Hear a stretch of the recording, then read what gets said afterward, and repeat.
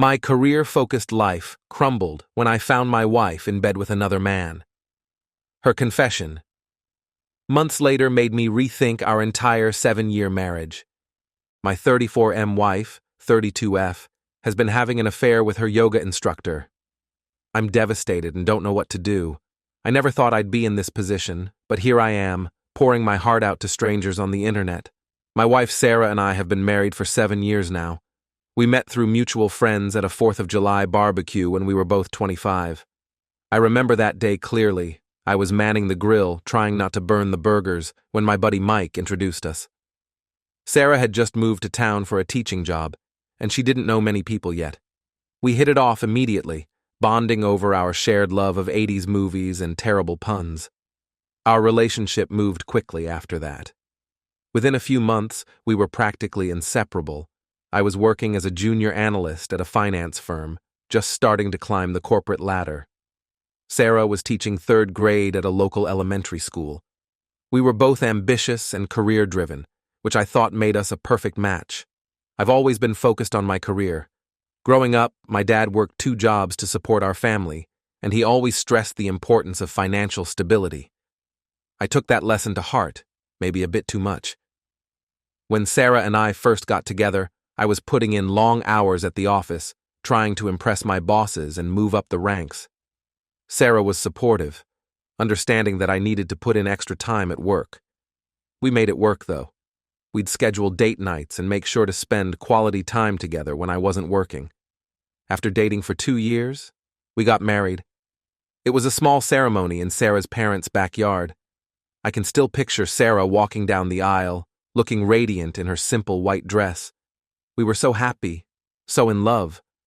We talked about our future, our dreams. We wanted it all: successful careers, a beautiful home, a couple of kids. Things were good for a while.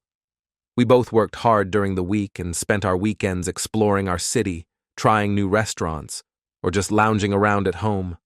We'd talk for hours about everything and nothing. I felt like I had found my perfect partner.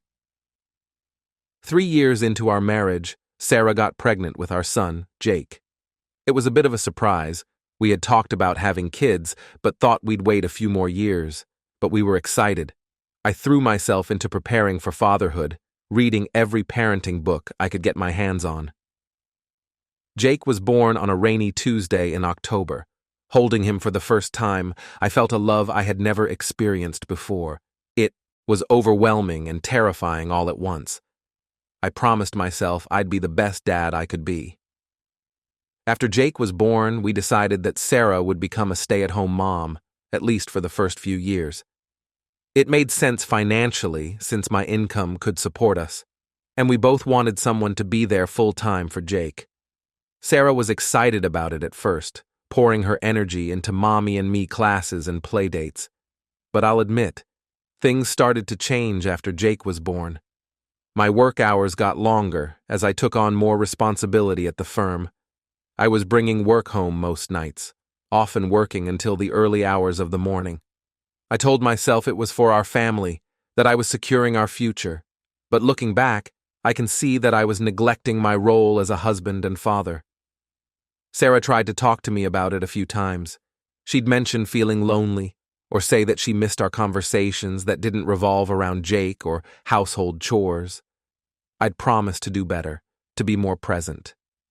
But then, a big project would come up at work, and I'd fall back into my old habits. Our intimacy suffered too.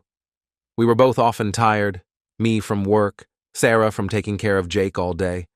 Sex became less frequent and more perfunctory. Gone were the spontaneous afternoon trysts or lazy Sunday mornings in bed. We became more like roommates than lovers. About a year ago, when Jake started preschool, Sarah started talking about feeling restless. She said she needed something to occupy her time, something that was just for her. I suggested she could go back to teaching, but she wanted to try something new. That's when she discovered yoga. At first, I was supportive. It seemed like a great way for her to stay active and meet new people. She'd go to classes 3 times a week at a local studio. She'd come home energized and happy, talking about the poses she'd learned and how much better she felt. I was glad she'd found something she enjoyed. A few months in, she started mentioning her instructor, Mark, more and more. Mark said this. Mark showed us that. I didn't think much of it at first. But then I noticed she was spending more time on her phone, always smiling at messages. She started dressing up more for her yoga classes, wearing makeup and her nicest workout clothes. I hate to admit it, but I started getting suspicious. I've never been the jealous type, and I've always trusted Sarah completely. But something felt off. She was distant, always busy with yoga or catching up with friends from class. Last week, I had to work late finalizing a big merger deal. I was exhausted and looking forward to going home, crawling into bed next to Sarah, and maybe actually talking to her for once. But when I got to my car, I realized I'd forgotten my laptop charger at home. I called Sarah to let her know I was swinging by to grab it. When I got home, I heard laughter coming from our bedroom. It wasn't Sarah's laugh. I'd know her laugh anywhere. This was deeper, masculine. I felt my stomach drop as I walked up the stairs. I tried to tell myself it was nothing, that maybe Sarah had invited some friends over. But when I opened the bedroom door, my world shattered. Sarah was in bed with a man I assumed was Mark. They were tangled up in the sheets, our sheets, on our bed. For a moment, everyone froze. Then Sarah jumped up, trying to cover herself, while Mark scrambled to grab his clothes. I just stood there, unable to process what I was seeing. Sarah started crying, saying it wasn't what it looked like. But it was pretty clear what was happening. I turned around and walked out. I got in my car and just drove for hours, trying to make sense of everything. How could Sarah do this? How long had it been going on? What about our vows, our family, our life together? When I finally came home late that night, Sarah was waiting up. She broke down, confessing that she'd been having an affair with Mark for the past 2 months. She said she felt neglected and unappreciated, that Mark made her feel desirable and listened to her. She swore it was just physical and that she still loved me. But how can I believe that? How can I trust her again after this? I'm lost. We have a child together. We've built a life. But I don't know if I can move past this betrayal. I've moved into the guest room for now. Sarah keeps trying to talk to me, to explain, but I can't bear to look at her. Every time I close my eyes, I see her with Mark. I don't know what to do. Part of me wants to try to work it out for Jake's sake, but another part feels like our marriage is irreparably broken. I keep thinking about the day we met, our wedding day, the day Jake was born. Were those moments real? Or was I just fooling myself? Has anyone been through something similar? How did you handle it? I feel like I'm drowning, and I don't know how to come up for air. Any advice would be appreciated. Update 1. It's been a month since my last post, and I wanted to give an update on my situation. First, I want to thank everyone for their support and advice. Your words have been a lifeline during some of the darkest days of my life. After the initial shock wore off, I knew I needed to take action. I couldn't just live in limbo, avoiding Sarah and trying to pretend everything was normal for Jake's sake. So, I decided to move out temporarily. I'm staying with my younger brother Tom for now. It's not ideal. I'm sleeping on his lumpy couch and living out of a suitcase, but it gives me space to think and process everything. Sarah didn't take it well when I told her I was leaving. She cried, begged me to stay, saying we could work it out, but I need time away from her to figure out what I want. I made it clear that this doesn't mean I'm filing for divorce yet, but I'm not ruling it out either. We've set up a schedule for Jake. He stays with Sarah during the week, and I have him on weekends. It breaks my heart not to see him every day. I miss our bedtime routine, reading him stories, singing silly made-up songs, tucking him in with his favorite stuffed elephant. But I'm trying to make our time together count. We go to the park, watch movies, and I'm teaching him how to ride a bike. He's confused about why I'm not living at home, but we've tried to explain it in a way a 3-year-old can understand. It's not easy. As for Sarah and Mark, she swears it's over between them. She says she realized what a mistake she made and cut all contact. I want to believe her, but trust is hard to rebuild. She's been sending me long emails, explaining her feelings and apologizing, She talks about how lonely she felt, how she missed the connection we used to have. She says she wants to go to couples counseling, but I'm not ready for that yet. I've been doing a lot of thinking about our marriage. While what Sarah did is inexcusable, I can see now that I wasn't the perfect husband either.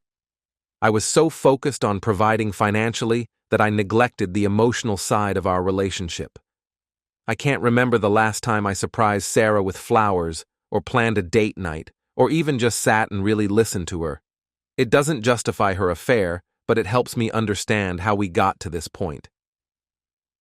Work has been a challenge. I took a week off right after discovering the affair, but now I'm back. It's hard to concentrate when your personal life is in shambles. I keep making silly mistakes, forgetting important details. My mind wanders during meetings, replaying moments from my marriage, wondering where it all went wrong. My boss noticed something was off, and I ended up telling him what happened. He's been surprisingly understanding, even offering me some personal days if I need them. I've also started opening up to friends about what happened. It was hard at first. I felt embarrassed and didn't want people to judge Sarah or pity me, but talking about it has helped.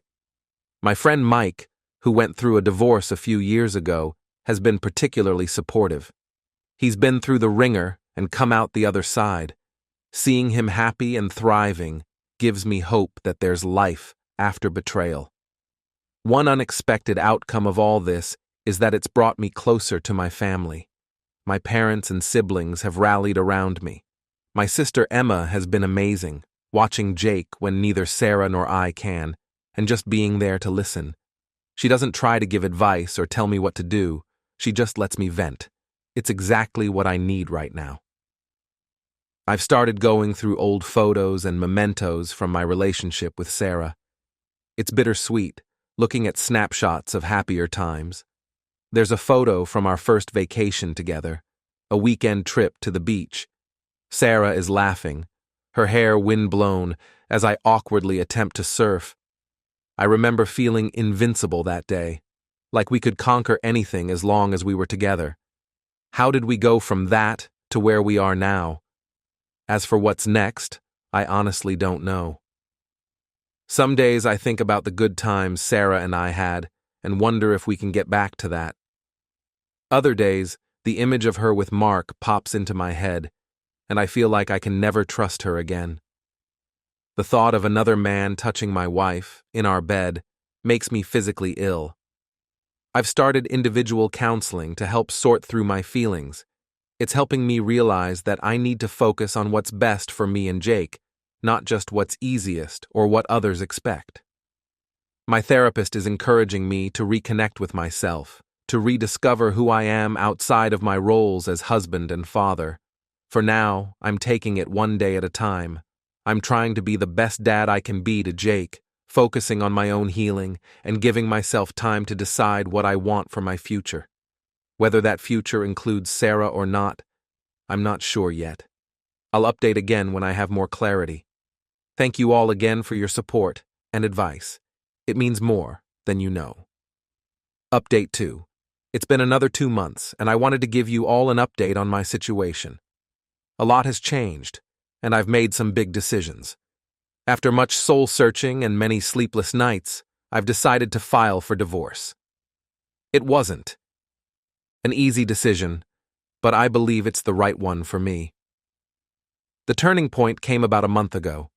Sarah had been respecting my need for space, but she asked if we could meet to talk about our situation. I agreed, thinking it might help provide some closure. We met at a neutral location, a quiet coffee shop downtown where we used to have Sunday brunch dates when we were first married. As I waited for Sarah to arrive, I found myself remembering those early days, how we'd linger over coffee, planning our future together. It felt like a lifetime ago.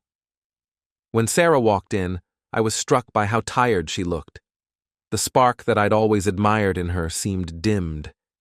We ordered our coffees, she still remembered how I take mine, and sat down at a corner table. At first, the conversation was awkward and stilted.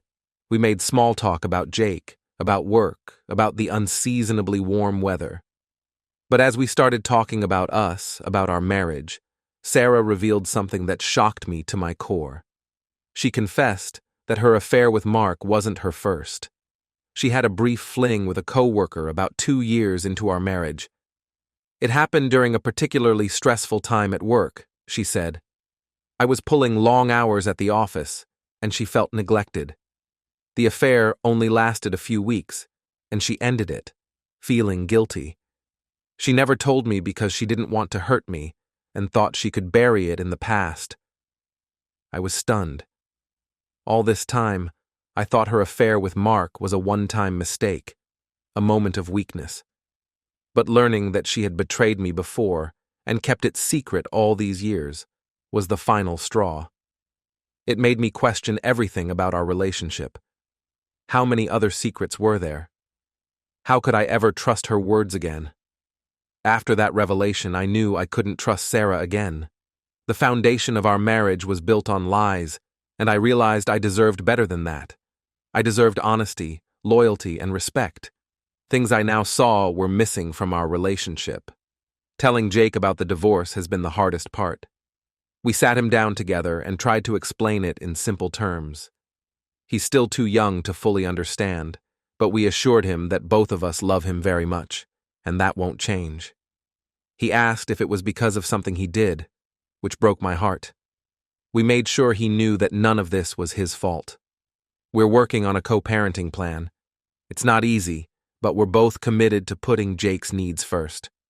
We've agreed to shared custody, with Jake splitting his time between us. We're trying to keep his routine as stable as possible, coordinating on everything from his soccer practice schedule to his favorite bedtime stories. As for the practicalities of divorce, I've hired a lawyer and we're working through the details. Sarah isn't contesting anything, which makes the process a bit easier. We're selling our house, the home where we brought Jake home from the hospital, where we celebrated countless holidays and milestones. It's painful to dismantle the life we built together, but it also feels like a necessary step towards a new beginning. I'm still staying with my brother, but I'm looking for my own place now. Something close to Jake's school so he can have stability. I want a place where Jake feels at home, not just somewhere he visits his dad. I'm thinking about how to decorate his room, what toys and books to have there. It's strange, starting over like this at 34, but also oddly freeing. Work has been a surprising source of support. My boss offered me a chance to transfer to our New York office. After much consideration, I've decided to take it. It's a fresh start in a new city, and the change of scenery feels right. Sarah and I have worked out a plan for Jake to visit me regularly. It won't be easy being further away from him, but I think the clean break will be good for all of us. Throughout all of this, I've been continuing with my individual counseling. It's helping me process my emotions and think about what I want for my future. I'm learning to trust my instincts and prioritize my own well-being. My therapist has been encouraging me to reconnect with old hobbies and interests, things that got pushed aside during my marriage. I've started playing guitar again, something I gave up years ago when work and family life got too busy. It feels good to create something, to lose myself in music for a while. I'm planning a hiking trip with some old college friends, too. It's a small step, but it feels like I'm reclaiming parts of myself that I'd forgotten. I won't lie. There are still days when I feel angry, hurt, and sad. Sometimes I look at old photos of Sarah and me, of our family, and I mourn for what we've lost. There are moments when I second-guess my decision, wondering if I'm making a mistake by ending our marriage. But then I remember the betrayal, the lies, and I know I'm doing the right thing for myself and for Jake in the long run. Co-parenting with Sarah is a challenge. We're trying to keep things civil for Jake's sake, but there's still tension between us. Every time I see her, I'm reminded of her infidelity. It's hard to separate those feelings from our interactions about Jake. We're working on it, though. We've set up a shared online calendar for Jake's activities and appointments, which helps minimize the need for direct communication. I've started dating again, tentatively. It feels strange and a bit scary to put myself out there after being with Sarah for so long.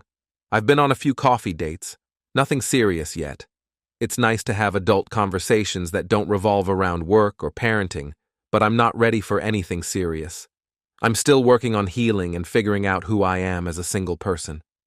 My relationship with Jake is evolving too. He's starting to understand a bit more about the divorce, asking questions about why mommy and daddy don't live together anymore. It breaks my heart to see him struggling with this, but I'm doing my best to reassure him and maintain our bond. We have special daddy-son days where we go to the zoo or the park, just the two of us. I cherish these moments, watching him grow and learn. As for the future, I'm cautiously optimistic. The move to New York is both exciting and daunting. I'm nervous about starting over in a new city, especially with Jake so far away. But I'm also looking forward to the fresh start, the chance to reinvent myself a bit.